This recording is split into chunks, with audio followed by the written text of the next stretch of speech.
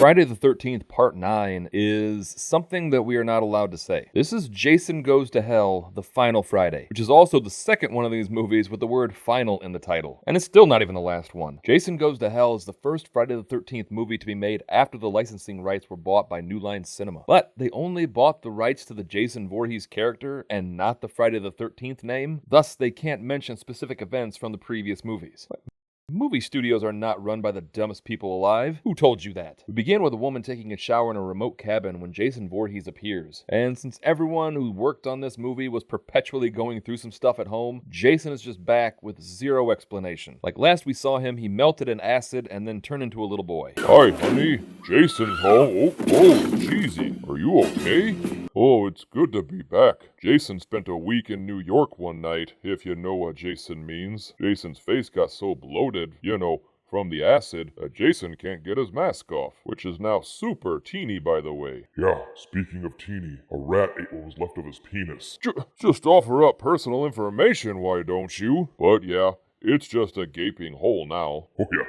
And he's also trying to grow his hair out so he can put it in a ponytail. Shut up! Stop telling people that. He said he's trying to look like Brad Pitt. Stop! Jason chases her through the woods, and just as he's about to kill her, floodlights turn on, and 30 FBI operatives jump out of cover and absolutely annihilate him.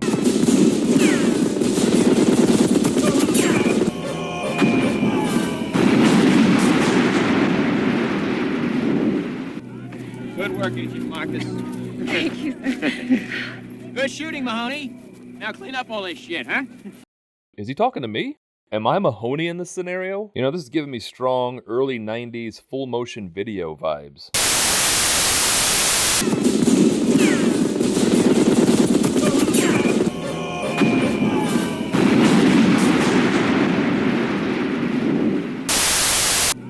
Good work, Agent Marcus. Thank you. Good shooting, Mahoney. Now clean up all this shit, huh? They take Jason's remains to the federal morgue in Youngstown, Ohio, and we get a nice little cameo from Kane Hodder as a security guard. I mean, they probably felt bad since they hired him on, and he's barely going to be in this movie. The medical examiner begins to perform an autopsy on Jason's body, and you know what they should have done? They should have determined that he died of drowning like 30 years ago. Third-degree burns over 65% of the anterior torso. A large gaping wound around the groin that seems to have happened before the explosion. And now this could be standard operating procedure, but why are they doing an autopsy? Like 50 witnesses can testify as to how the subject died.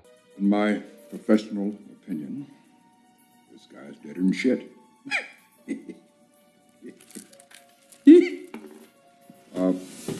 Strike that last comment from the record.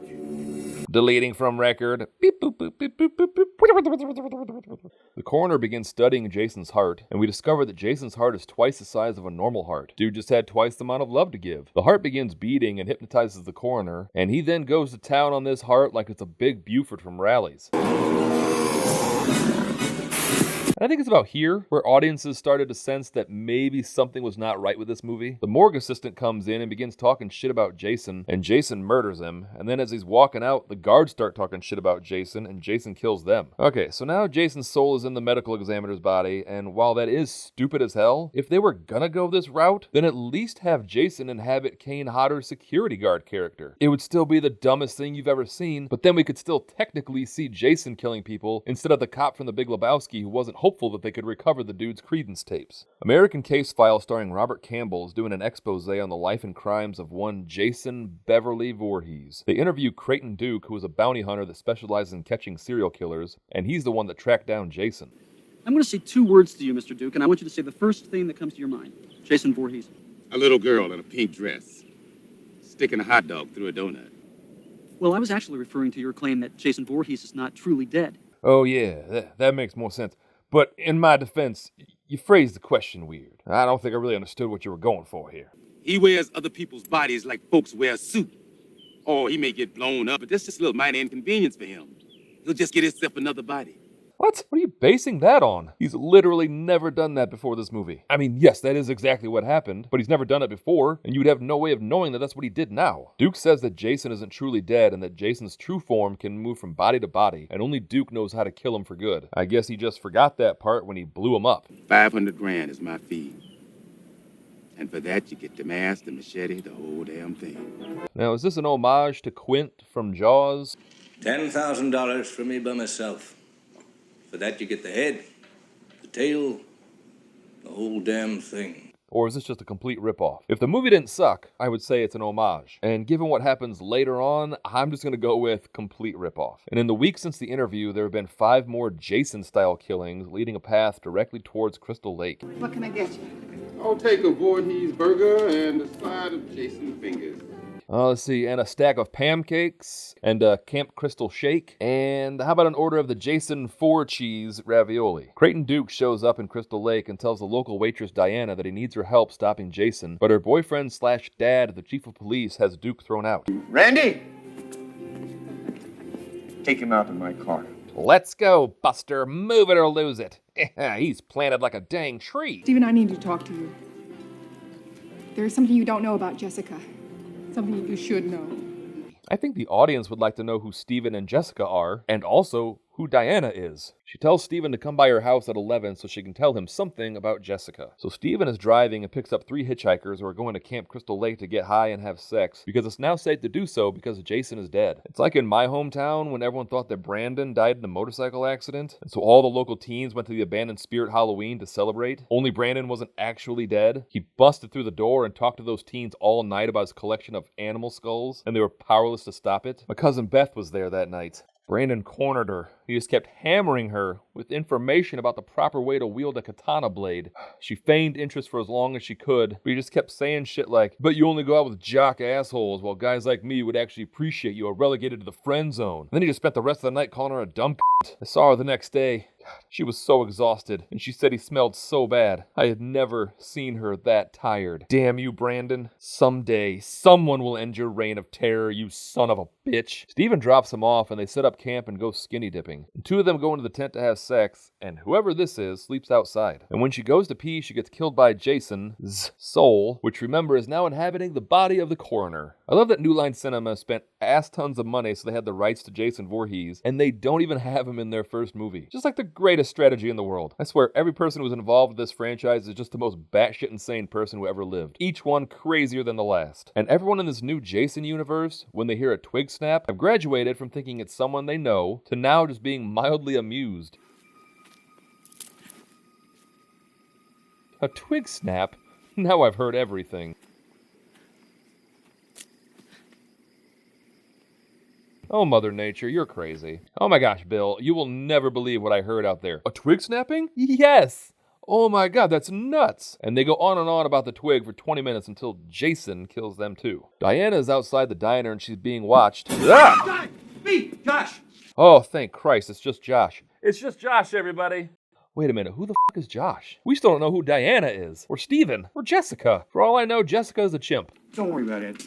Who the f*** is Ed? And we learned that Josh is having an affair with this lady. What's the big deal? The Roy's bowling league only? Oh, the league changed the damn time. We've only got till 10:30. Oh, Leroy's only bowling until 10:30, so Josh and Barb can now have their affair. We luckily don't have to learn her real name because Jason comes up and damn. So Jason has Josh strapped naked to a table, and he proceeds to shave his mustache before transferring his soul into him, which is so very silly. The only reason I can think of is that Jason has spent like 6 hours as a dude with a mustache, and he was just like, nope, not doing that again. Jason then transfers his soul into a clean-shaven Josh the cop, and now controls him. Diana makes it home and receives a phone call from her daughter Jessica. Hey, that's who she is. And Jessica is excitedly telling her mom that she wants her to meet her new boyfriend, who is none other than the host of American Case File, Robert Campbell. We learn that Steven is the father of Jessica's baby, but Jessica hasn't told Steven yet. So Josh Jason comes in and immediately starts attacking Diana, and we learn that when whomever Jason is inhabiting walks in front of a mirror, we will then see Jason, which is fine. It's kind of like what Quantum Leap did. Like, it's fine. It's just for the audience's benefit. But this movie decides that when he walks in front of a mirror, other people can see Jason. Don't be scared, Diana. It's just like Quantum Leap. And don't worry, Jason doesn't have an icky porn star mustache under this mask. That's for deviants and dudes named Mark. Steven shows up and wrestles Josh to the ground, but Diana gets stabbed and Josh gets thrown out the window. The police chief shows up and Josh's body isn't there anymore, and so he thinks that Steven killed Diana and has him arrested. And the next day, Jessica shows up at her mother's house. Oh, God.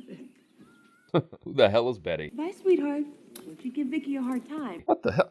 I thought her name was Betty. Vicky, what's happening in this movie? Duke is in the cell next to Steven, and he tells him that the only way to kill Jason is to destroy his heart, and since Diana is dead, the only person that can do it is Jessica. In a Voorhees was he born. Through a Voorhees may he be reborn.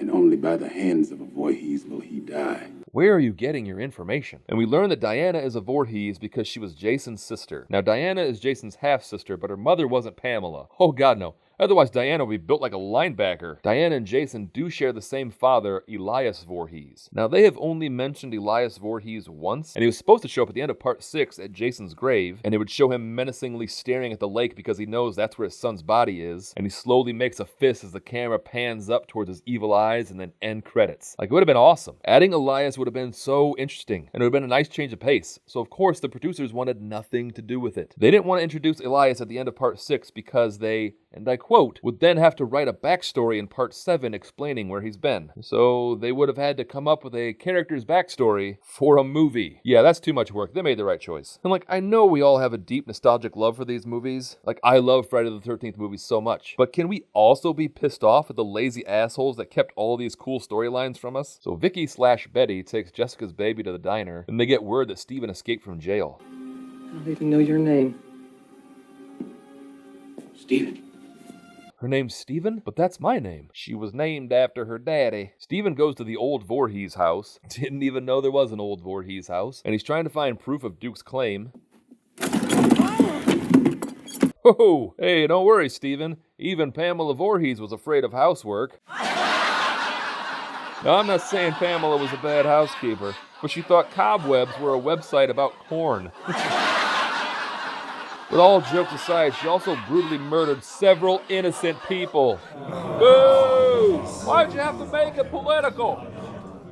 Oh, I'm sorry. I thought murdering innocent people was wrong. You suck! I'll murder you, you woke son of a bitch! Steven is investigating further when he comes across none other than the freaking Necronomicon from the Sam Raimi Evil Dead series. The director did not get permission to add this. Now, they can just say that it's an Easter egg, and movies have them all the time, which is true, but the director has stated that they linger on it in the hopes that the audience will come to the conclusion that Pamela read from the book and that Jason is a Deadite. It's not canon because New Line doesn't own the rights, but instead of actually writing a compelling reason for why Jason is the way that he is, they just stole a storyline from a completely different film series. Campbell shows up to the house talking to his producer about filming a segment at the Voorhees house, and he very loudly exclaims that he stole Diana's body from the morgue and hid it in the house so it could be discovered live on their show. And also, how does he know the connection between Diana and Jason? Listen, I'll talk Jessica into letting us shoot here. It'll be an interesting conversation since Jessica doesn't even know that she's a Voorhees yet. Oh, hey babe, is it cool if we film at the old Voorhees house?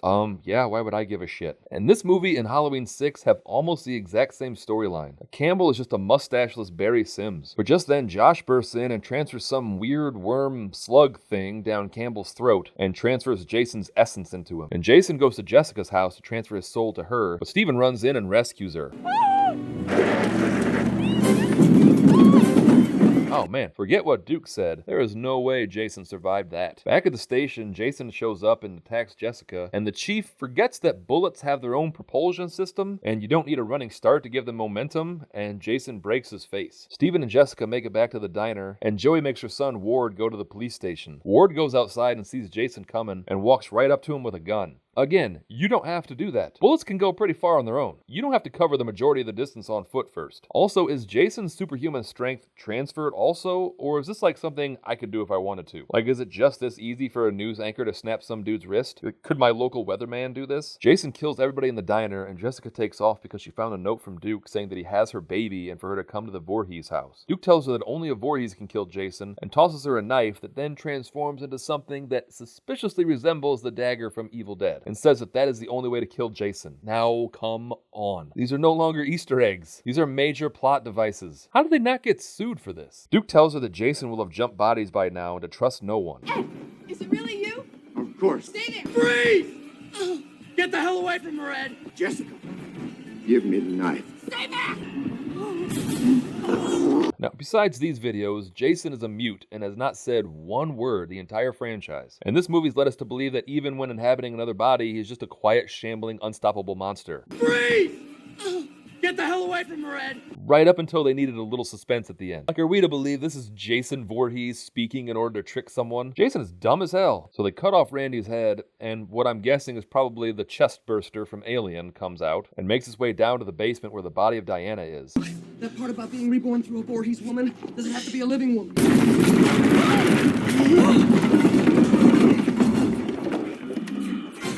So, I know I shouldn't be trying to figure this out, but when they've been saying the whole time that Jason would be reborn, I thought they meant Jason's soul would just be transferred permanently to a Voorhees body. Not that he would emerge with the same clothes and mask he was wearing when he died. So a fight breaks out and they bust through the window. She finally stabs Jason with a dagger, and demons begin to reach out from the ground and pull Jason down to hell.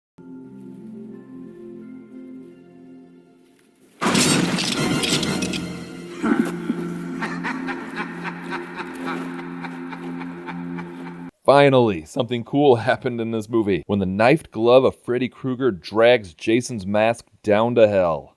And of course, through sheer incompetence, it would still be another decade after this before we finally got the showdown between Freddy and Jason. And I didn't think this movie would make me as irrationally angry as it did. I guess I'm still just upset that 10-year-old me literally judged something by its cover and then had to learn the hard way why that's a bad thing. Like, it was Saturday night. It's not like I could just go back to Blockbuster and get a better movie. I was stuck with this one the whole weekend.